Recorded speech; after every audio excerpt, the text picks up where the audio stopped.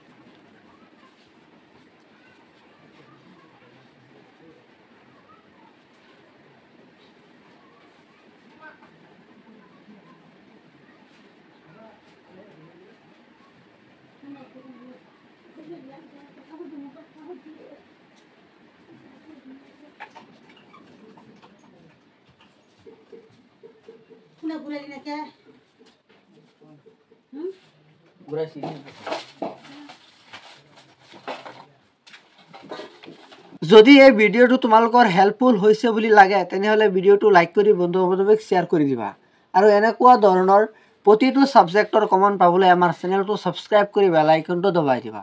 ধন্যবাদ।